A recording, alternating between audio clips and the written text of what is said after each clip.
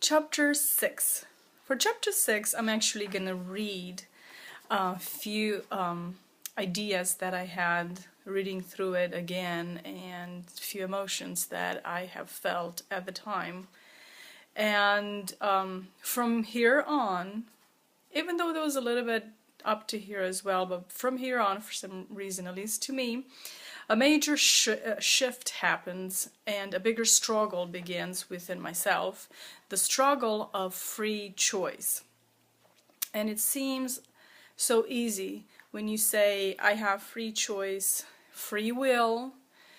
It just seems easy, but it's not. To constantly make decisions that you are pleased with your own decisions within yourself, but also it helps the people around you, society, friends, strangers around you. That's always a struggle because our own self is damaged and selfish, and there's this two parts of us constantly that goes back and forth and back and forth. At least this is what I found within myself. The struggle of wanting to do certain things out of self-gratification, and the conscience in which I call it also God and his guidance of trying to choose the bigger picture when it comes to decisions of life, and not just keep choosing the things that benefit us and only us, but choosing the things that benefit others above us or more so than us. And that is just a constant I found it in my life, maybe not in your life, but in my life I found it a constant struggle. And it's called, in my mind, the struggle of free will. Trying to choose right over the things that we would much rather do, depending on the emotion of the day or the emotion of the moment or the emotion of the situation. So we seem to be okay with the evil, and I speak that a lot for myself. We are familiar with, but it's the new evil introduced in our lives that we protest against it in different ways. Some vocal, some through actions, but always our emotions are involved in the matter. Always. So, when I speak this, it's the part in the chapter where I sit in the church and scan out the congregation, looking at the old faces, and I didn't see just faces. I saw stories written clearly on people's faces, through their sadness, through their wrinkles, hardships of life, both on a physical level. I would say in 3 points: physical level, emotional level, and spiritual. Because we are in a battle. Don't be naive about it, or myself. We are in a spiritual battle, so we all have to choose sides, and we do it. Whether we do it intentionally or not, we still choose. So this is in that, I'm communicating and I'm commenting on that particular passage and following the traditions we're familiar with, even if we don't agree on, out of fear of the new or the unknown.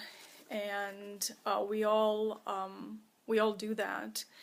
But I think most of us come into that crossroad where you start asking yourself the question of, are the traditions that I'm following, whatever those traditions may be, helping me as a human being and helping me within the society advanced in a good and positive way. And that was my time of kind of questioning that within myself.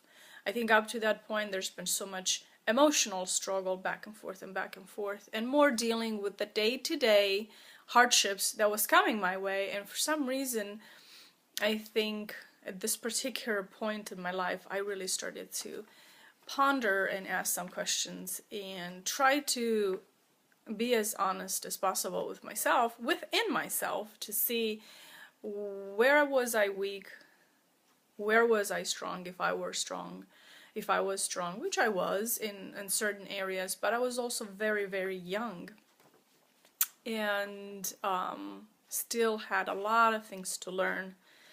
Still have a lot of things to learn today, but we're talking about chapter 6 right now in the book. So in this chapter we see the continuation of struggle, both on a personal note as well as on a social note. I call it the groans of pain. So that's kind of what this is. 4.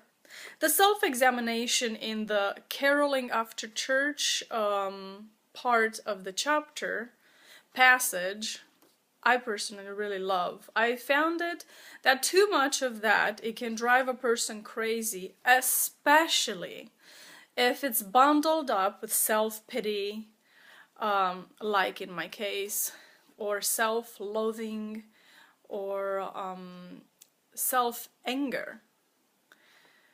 So it's a cry out for love approached the wrong way. That's my opinion. Sure, I had an abundance of negative memories bouncing in my head at the time. After all, what girl wants to hear from her own father as she gets ready for church not to bother brushing her hair because you're ugly anyway? And that's just one, I'm just gonna put one quote here of what just happened, because that's not what this is all about. Is my father had his own weaknesses and his own issues to deal with. At that time, if I had the knowledge and if I had the wisdom, I would have seen that he was projecting onto me his own insecurities. But being a child, in the mind, I mean, I was a teenager, but I still consider myself, there's that still struggle in between child human and adult human, and it takes time to transition from one to another, and usually it takes experience to transition from one to another. And at that time, in my childlike mind, I took it extremely personally. I took it as my father completely hated me, not seeing certain things that today I see it way differently, and not seeing his own sadness and not seeing his own pain, and not reacting, instead actually having compassion in being able maybe to go and talk to my father and say, okay, what's really bothering you? Why? Let's talk about it. So I'm going to stop here, part 1. We'll continue with part 2, but this is a long chapter, and I feel like there's a lot that I have to say about this chapter from, from